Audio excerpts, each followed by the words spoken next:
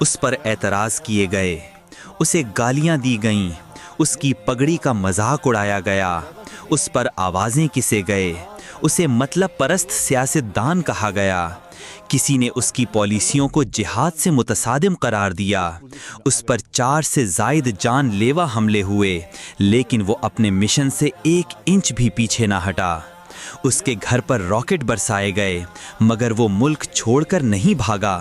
اس نے ہمیشہ اپنے اکابر کے مشن کی لاج رکھی۔ اپنوں نے اس کے خلاف لمبی تقریریں کیں، کتابیں لکھیں، لیکن اس نے کبھی جواب دینا ضروری نہ سمجھا۔ جو اس کی جان کے دشمن تھے، انہیں بھی سینے سے لگایا۔ مجھے یاد ہے وہ لمحہ جب کراچی کے ایک معروف عالم نے 1.5 گھنٹے کی تقریر صرف اس کی کردار کشی کے لیے کی، اس کی قربانیوں کو چھپا کر اسے مفاد پرست ثابت کرنے کی کوشش کی۔ یہ تقریر اس نے خود بھی سنی، لیکن صرف مسکرایا، کچھ نہ کہا۔ پھر وقت نے منظر بدلا۔ وہی عالم جب ایجنسیوں کے نرغے میں آیا، جب کراچی کی زمین اس پر تنگ ہو گئی، جب ہر طرف سے خطرے نے اسے گھیر لیا اور وہ حجاز مقدس میں اس کے سامنے کھڑا تھا، تو وہ مسکرایا اور نرمی سے کہا، میں نے آپ کی وہ تقریر سنی تھی، شاید میری اصلاح کے لیے تھی، خیر بتائیں کیسے آنا ہوا؟ اس عالم نے کہا، ایجنسیاں جینا دوبھر کر رہی ہیں، کراچی میں جگہ نہیں بچی۔ تو وہ بول پڑا، جائیں، آج کے بعد کوئی آپ کو کچھ نہیں کہے گا۔ وہ عالم آج بھی کراچی میں موجود ہے۔ علماء آئے، وفود آئے، فریاد کی، حضرت حکومت نے ہمارے جامعہ کی زمین پر دعویٰ کر دیا ہے، کہتے ہیں گرایا جائے گا۔ وہ مرد قلندر کھڑا ہو گیا، جامعہ کے سامنے، مسجد کے سامنے، ایوان اقتدار والوں سے 2 ٹوک کہا، یہ جامعہ بھی یہیں رہے گا، یہ مسجد بھی یہیں رہے گی۔ چشم فلک نے وہ منظر دیکھا، وہ جامعہ آج بھی وہیں ہے، وہ مسجد آج بھی قائم ہے۔ اسے کہا گیا، لال مسجد کھلوا دو، جامعہ حفصہ بحال کروا دو۔ وہ میدان میں اترا، حکومت سے معاہدہ کروایا اور دونوں ادارے بحال کروا دیے۔ اس کی کردار کشی کی گئی، کہا گیا کہ ہر حکومت میں شامل ہوتا ہے، لیکن اس نے اپنی ذات پر مسجد اور مدرسے کو ترجیح دی۔ جو کیچڑ اس پر اچھالا گیا، اس نے اسے جواب کے قابل نہ سمجھا۔ اسمبلی میں آواز اٹھی، ناموس رسالت کا قانون بدل دیا جائے۔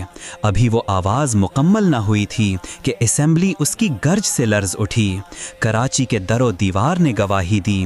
ایک شخص چیخ چیخ کر کہہ رہا تھا، اے مغرب کے غلاموں، اگر تم نے پوپ بینیڈکٹ سے یہ وعدہ کیا ہے کہ اس قانون کو بدل دو گے تو سن لو، میں نے روزہ رسول صلی اللہ علیہ وسلم پر عہد کیا ہے کہ جب تک جسم میں جان ہے یہ قانون نہیں بدلے گا۔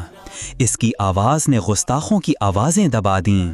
ختم نبوت کا مسئلہ آیا تو اس نے جرأت و بہادری کی وہ مثالیں قائم کیں کہ اکابرین ختم نبوت بھی داد دیے بغیر نہ رہ سکے۔ جب محمد بن قاسم پر اعتراضات ہوئے اور راجہ داہر کو ہیرو بنانے کی کوشش ہوئی تو وہ پھر سامنے آیا اور 2 ٹوک اعلان کیا، میرے اکابر کے خلاف بھونکنے والی زبانیں کاٹ دی جائیں گی۔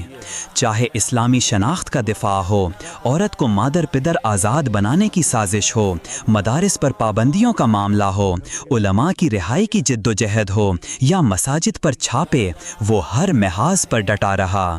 اس نے اسلام کا پرچم بلند رکھا، اس نے اکابر کا سر فخر سے اونچا رکھا، اس نے دیوبند کے فرزندوں کو جھکنے نہ دیا۔ وہ یورپ کی پارلیمنٹ تک گیا اور اسلام کا پیغام عزت کے ساتھ پہنچایا۔ افغانستان سے چیچنیا، بوسنیا سے برما، کشمیر سے بنگلہ دیش تک ہر جگہ اس نے اسلام اور مسلمانوں کا مقدمہ لڑا۔ مگر افسوس ان نگاہوں پر جو اپنا محسن نہ پہچان سکیں، صد افسوس ان لوگوں پر جو میڈیا کے جھوٹے پروپیگنڈے کا شکار ہو کر اس پر من گڑت الزامات لگاتے رہے۔ آخر یہ ہے کون؟ جاننا چاہتے ہو، پہچاننا چاہتے ہو؟ تو آؤ اپنی آنکھیں بند کرو اور ذرا تصور کی آنکھ سے دیکھو۔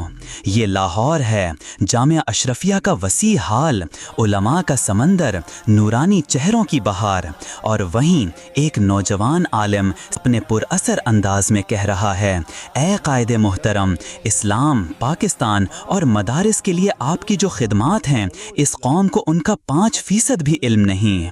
تمہیں تمہارا تصور دکھائے گا کہ امامہ جبرائیلی پہنے ایک شخص وہاں بیٹھا ہے جس پر سب کی نظریں جمی ہوئی ہیں۔